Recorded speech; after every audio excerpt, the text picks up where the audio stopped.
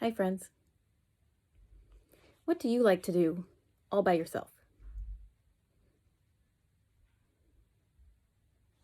Can you think of some things that are hard to do when you're all by yourself?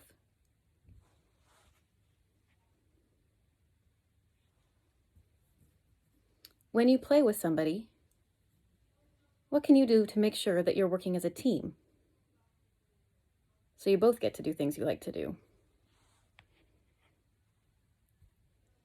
When you're working together, it's important for everyone to participate. That means everybody gets to do part of it. You need to respect each other and work together. Think about the other people's feelings. Sometimes it's hard. In this story, a group of friends has to figure out how to work as a team to make a school project. As you listen to the story, pay attention for times when the characters are not working together. And think about what they can do differently so they can all be included.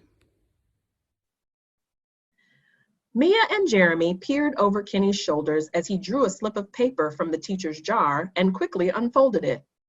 All week long, their class had been learning about the different biomes of the Earth, and now they were going to work in teams to build their own model biomes. "We got the tropical rainforest," Kenny announced happily. "My dad is a biology teacher," Jeremy told his friends as they walked back to their desks. "So he has a lot of books about plants and animals. I'll ask him if we can borrow some." The kids decided to meet at the treehouse the next afternoon to get started. When Kenny arrived at the treehouse, Mia was already waiting with a backpack that was bursting at the seams. "This is my bug collection," Mia explained. "I thought we might want to put some insects in our rainforest." "Are they real?" Kenny asked, eyeing her backpack with interest. Mia nodded and pulled out a clear plastic block with a bright green beetle in the center. "Some of them are real, like this one that I got at the Science Museum," she explained. "But I also have a lot of rubber bugs and plastic bugs. I've been collecting them for a long time." "Hey, can you help me carry this stuff up?" called a voice from below. Mia and Kenny looked out the window and saw Jeremy with a wagon full of books, boxes, and paper. "Wow, you sure brought a lot of stuff," said Kenny, as they made several trips up and down the ladder with Jeremy's things. "Well, my dad and I went through his books last night, and then I drew a picture of what our rainforest should look like," said Jeremy. "I think I brought everything we will need." "Here's what to do," said Jeremy, spreading his drawing on the table. "First, we'll have to cut a bunch of plants and animals from construction paper. I think we should make a lot of trees because it's a rainforest. Then we'll glue them all in one of the boxes I brought, and then make a river like I have in my drawing. Do you want to look at some of my books first to see what you should make?" Kenny and Mia looked at each other and did not know what to say. "Maybe we could make some of the rainforest out of the clay or pipe cleaners that I brought," suggested Kenny. Jeremy shook his head. "I don't think all that stuff will fit into any of my boxes." "I brought a big flat box," said Kenny. "Maybe we can use that instead?" "No," Jeremy replied. "That wouldn't look anything like my drawing." Kenny and Mia looked at each other and did not know what to do. Finally, Mia spoke up. "Jeremy, you have some really good ideas for our rainforest, but so do we." "Yeah," added Kenny. "Do you know that Mia brought her bug collection? She's got a lot of really cool insects that we could use." Jeremy glanced at his drawing and then at his friends. "Oh," he said quietly, "I guess I got a little excited and carried away. I'm sorry I didn't ask about your ideas." Kenny and Mia looked at each other and then smiled at Jeremy.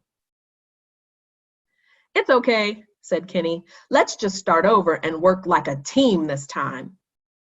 So the kids looked through Jeremy's books and found pictures of spider monkeys, toucans, tree sloths, and many other animals. I had no idea that so many creatures lived in the rainforest, said Kenny. Great idea to bring these books, Jeremy. Mia dumped her backpack onto the table. Did you know that there are over 30 million different kinds of insects in the Amazon rainforest? She held up a shiny black plastic beetle with a big horn on the top of its head. This is a rhino beetle. There are tons of them in the rainforest. Ew, said Jeremy. You sure know a lot about bugs, so maybe you should be in charge of those. Mia grinned. Okay, but let's look through my collection together and pick out some good ones.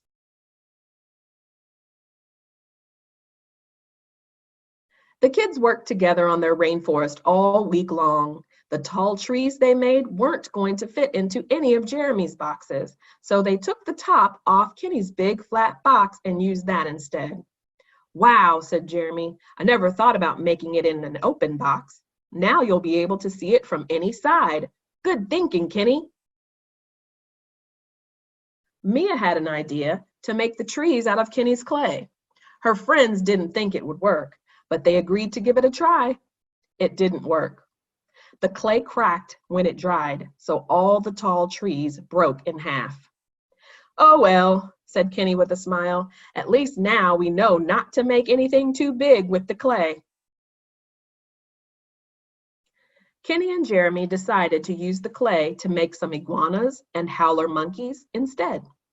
After a few minutes, Kenny squished his lump of clay, sighing, I just can't do this. Why don't you try to make one out of something else? Jeremy encouraged him. It doesn't have to be perfect, just try your best. Kenny tried again and figured out that pipe cleaners actually made nice monkeys with very curly tails.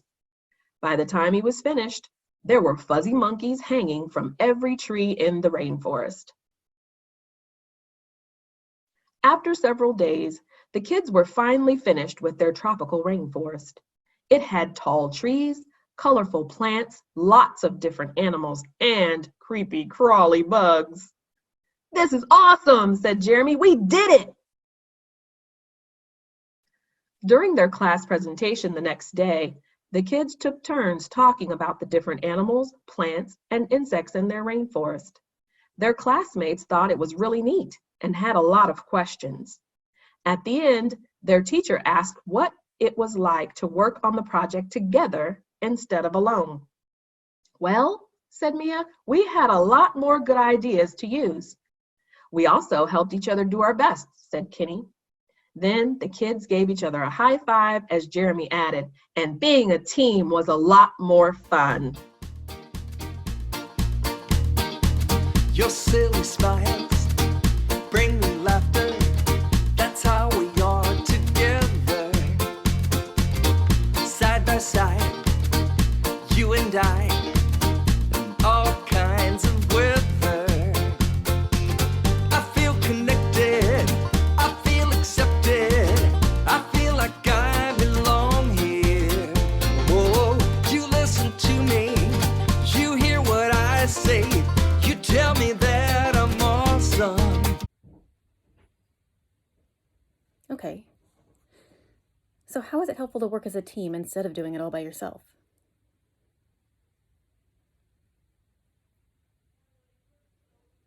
I can do things with other people's help that I can't do all by myself.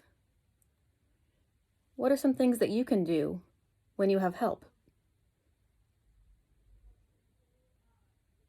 Sometimes I can't reach something that's up really high, and I need help.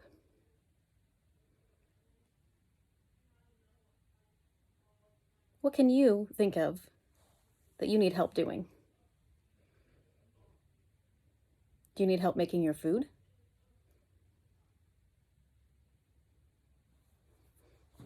Or at school, maybe measuring something that's really long? It's hard to do all by yourself. When you work together, though, you can get things done. It's really hard to play a game all by myself. It's not very much fun. But when you work together with friends, you can play a game. Or it's easier to put together a puzzle. Tell me what things you can do better when you have some help.